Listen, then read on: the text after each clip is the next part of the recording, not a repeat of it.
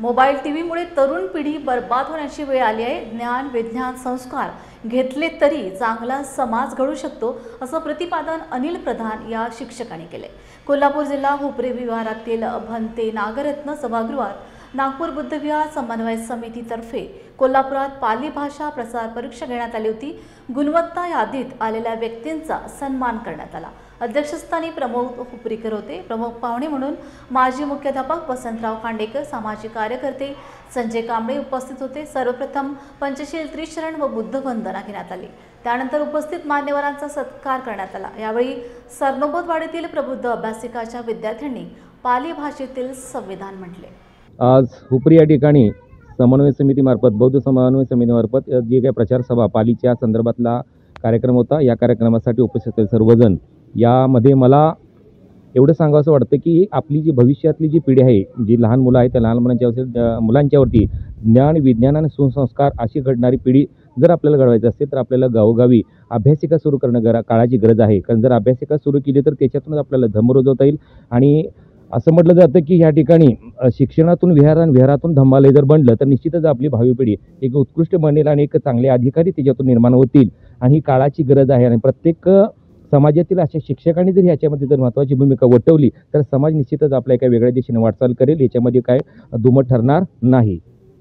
आणि म्हणून या ठिकाणी आता जो कार्यक्रम झाला पाली भाषेच्या संदर्भातला, मग संस्कृत भाषा असो किंवा पाली भाषा कोणतीही भाषा असो, त्याचा जर विकास झाला आणि त्या भाषेचं जर ज्ञान जर झालं तर निश्चितच त्यातलं असणारं जे काही वाङ्मय जे असेल, साहित्य असेल, त्याचा अभ्यास आपल्याला करणं सोपं जाईल। त्यातल्या बऱ्याच गोष्टी आपल्याला समजून जातील, कारण बुद्धांचा धम्म हा विज्ञानावरती आधारित असले आहे।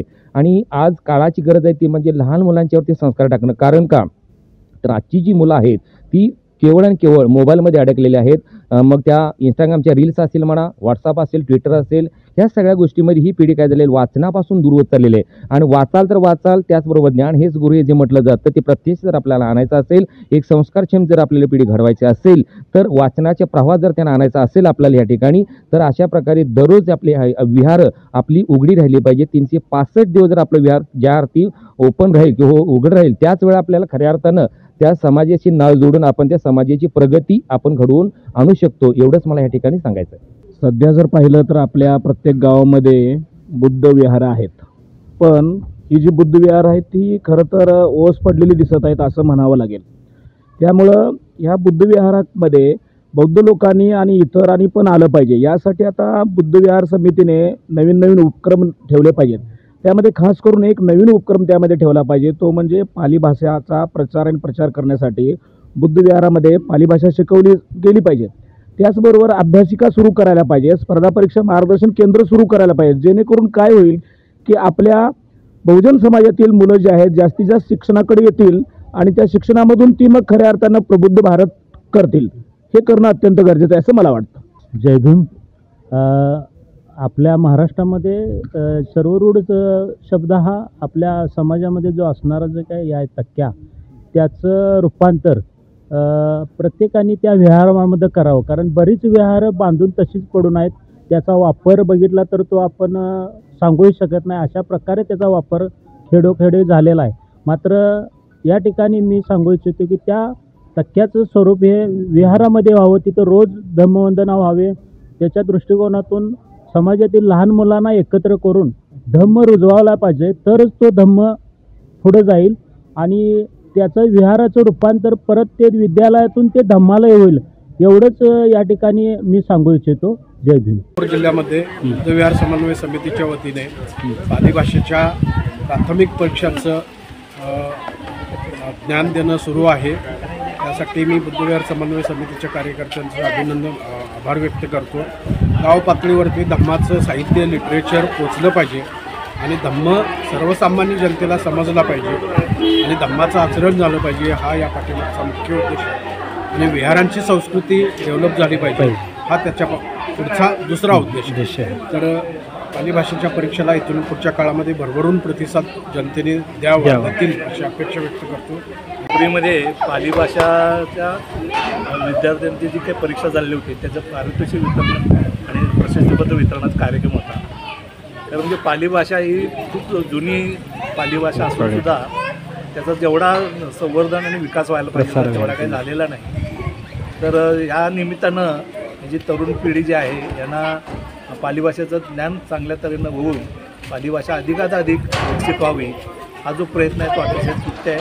आणि आज हुपरीमधला जो कार्यक्रम घेतला तर म्हणजे यांना धन्यवादच द्यायला पाहिजेत. आणि अशातून साध्या गोष्टीमधूनच ही पाली भाषेचा जास्तीत विकास होईल अशी अपेक्षा. जय भीम. प्रथम लॉर्ड बुद्धा टी व्हीचं मी या ठिकाणी अभिनंदन करतो, कारण लॉर्ड बुद्धा टी व्हीनं पाली भाषा प्रचार परीक्षा या परीक्षेचं या ठिकाणी चांगल्या प्रकारचं कवर केलेलं आहे. आणि त्यामुळं लॉर्ड बुद्धा टी व्हीचं या ठिकाणी मी त्यांचं अभिनंदन करतो. त्यांचे कोल्हापूर जिल्ह्याचे प्रतिनिधी माननीय जिरगे दयानंद जिरगे यांचं मी या ठिकाणी अभिनंदन करतो. खरं म्हणजे पाली भाषा ही अत्यंत म्हणजेच बौद्ध काळामध्ये व्यवहारामध्ये असणारी प्रचलित असणारी अशा प्रकारची या ठिकाणी भाषा, त्यावेळच्या लोकभाषेमध्ये या ठिकाणी बौद्ध साहित्य निर्माण केलं जात होतं. आणि ते साहित्य त्या साहित्याचा प्रचार आणि प्रसार करण्यासाठी या ठिकाणी हुपरी या ठिकाणी परिषद घेतलेली आपल्याला बघायला मिळते.